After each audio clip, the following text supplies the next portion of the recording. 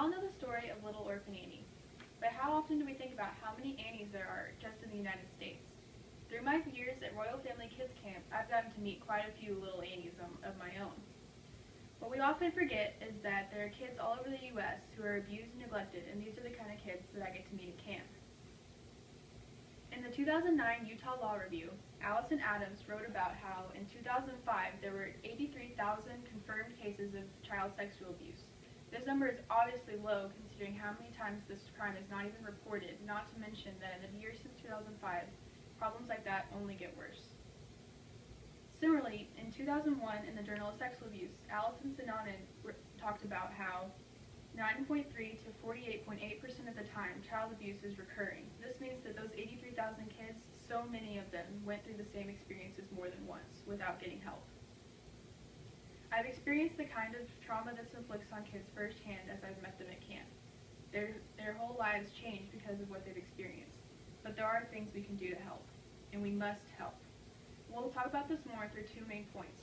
First, we need to learn about these kids and about what's happened to them and what it does to their bodies mentally and physically, so that we can, second, learn how to help them, because we all should learn how to help the most effective way we can.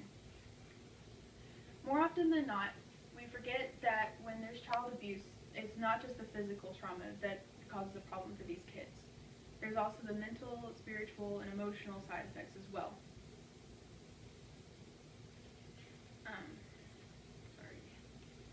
In 2014, in May, the Child Abuse and Neglect Journal had an article by Ann Beneducci et al.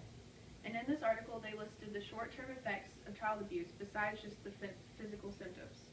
These include, but are not limited to, depression, PTSD, suicide, sexual dysfunction, substance abuse, and academic difficulties. And all of these occur just within the first couple months that the child is abused and continue it through their childhood, especially if they don't get treated.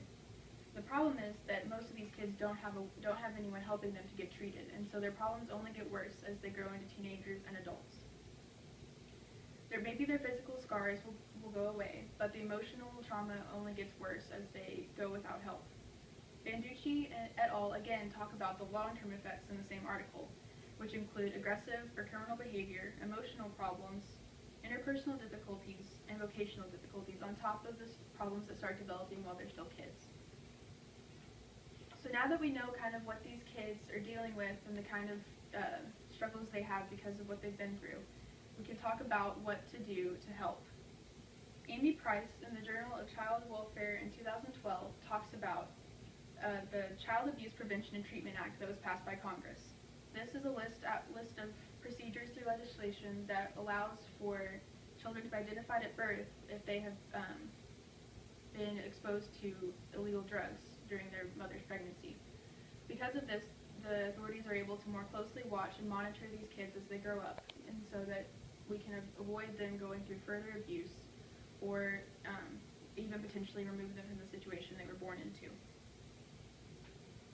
Another key factor when looking at how to help these kids is spirituality.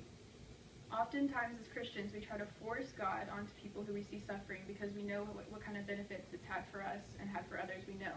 But sometimes being forceful is the worst way to approach a victim. A better way to help would be to show them God's love. More often than not, these kids have never even experienced any kind of love, much less the kind of love that God has for us. So it's important that we show them that, is so that they can start learning how to get better. Victor Weiss of the National Child Protection Training Center et al. Talked about in the Journal of Psychology and Theology two recommendations he has for Christians when it comes to dealing with victims. The first is to be supportive but neutral towards religion.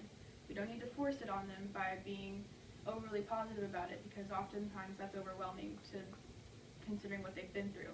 But instead, we just show them God's love through our actions and through how we treat them, so that they know what they could potentially gain through God. Second is to correct misconceptions they might have developed about God because of the abuse they endured.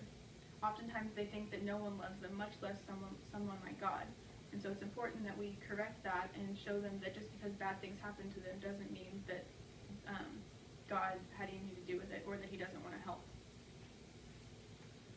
So now that we've talked about what the kids went through, and second, how we can help,